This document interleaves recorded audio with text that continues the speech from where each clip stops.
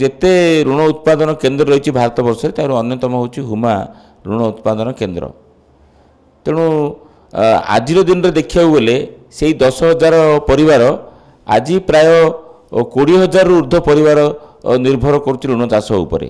କିନ୍ତୁ ଋଣ ଚାଷ ଯେହେତୁ ବନ୍ଦ ହୋଇଯାଇଛି ତେଣୁ ଆଜି ହୁମା ଅଞ୍ଚଳର ଲୋକ, ଗଞ୍ଜାମ ବ୍ଲକର ଲୋକ, ପାଳିବନ୍ଧ ପଞ୍ଚାୟତର ଲୋକ ଦାଦନ ଖଟିବା ପାଇଁ କେରଳ, ବମ୍ବେ, ଚେନ୍ନାଇ এই দূর দূরান্তরକୁ ଯାଉଛନ୍ତି। ଏମିତିକି ଖାଲି ପୁରୁଷ ଲୋକ ନୁହଁ, ଏମିତିକି ସପରିବାର ତାଙ୍କର ଝିଅ ପିଲା ଏକଦମ ସ୍ତ୍ରୀ ପିଲାଙ୍କୁ ନେଇ ମଧ୍ୟ ଦାଦନ ଖଟିବାକୁ ଯାଉଛନ୍ତି।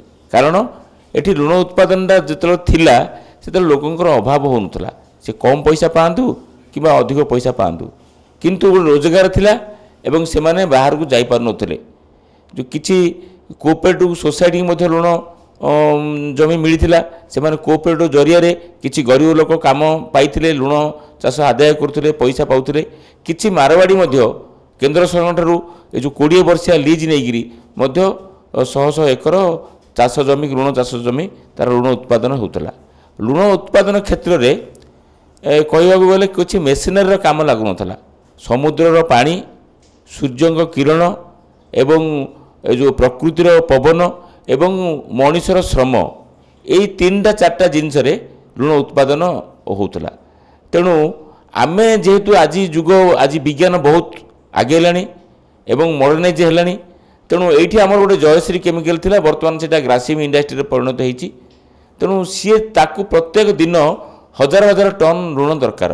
ସେ କେଉଁଠୁ ଆଣୁଛି? ଟୁଟିକୋରିନ୍ରୁ ଆଣୁଛି, ଆନ୍ଧ୍ରରୁ। ଏଇଠୁ ଆମର ରହୁଛି ଏଇ ପାଖାପାଖି ଯେଉଁଠି ଆନ୍ଧ୍ର, ତାମିଲନାଡ଼ୁରେ ଯେଉଁଠି ଅଛି ଋଣ, ସେଇଠୁ ସିଏ ଆଣୁଛି ଶହ ଶହ ଟନ୍। ଯଦି ଆମର ମଡ଼ର୍ଣ୍ଣାଇଜ୍ କରିପାରିଥାନ୍ତେ, ଯଦି କେନ୍ଦ୍ର ସରକାର ଏଟାକୁ ବାଧ୍ୟତା କରିକି ଲୋକଙ୍କର ଜୀବିକାଟାକୁ, ଲୋକଙ୍କୁ ଦାଦନ ମୁଖରୁ ବଞ୍ଚାଇବା ପାଇଁ ଏବଂ ଲୋକଙ୍କର ରୋଜଗାର ଦେବା ପାଇଁ ଯଦି ଋଣ ଚାଷ ଜମିଟା ଏଇଠି କରିକି ଯଦି ଗ୍ରାସିମ୍କି ଦିଆଯାଇଥାନ୍ତା, ସେମାନେ ମଡ଼ର୍ଣ୍ଣାଇଜ୍ କରିକିରି ଏଇଠୁ ମଧ୍ୟ ହଜାର ହଜାର ଟନ୍ ସେମାନେ ଋଣ ନେଇଥାନ୍ତେ। ଯେହେତୁ ଗ୍ରାସିମ୍କି ଲାଗିକିରି ଶହ ଶହ ଏକର, ହଜାର ହଜାର ଏକର ଋଣ ଚାଷ ଜମି ଆଜି ପଡ଼ିଆ ରହିଛି। କିନ୍ତୁ ଚେନ୍ନାଇରୁ ଆଣୁଛି ସେ ଋଣ, ଆନ୍ଧ୍ରରୁ ଆଣୁଛି ଋଣ, କିନ୍ତୁ ଏଇଠି ହୁମା ଅଞ୍ଚଳରେ, ଗଞ୍ଜାମ ଅଞ୍ଚଳରେ ଋଣ ଥାଇକିରି, ଆବରା ଋଣ ଜମି ଥାଇକିରି ଏଠି ଋଣ ଉତ୍ପାଦନ ହେଉନି।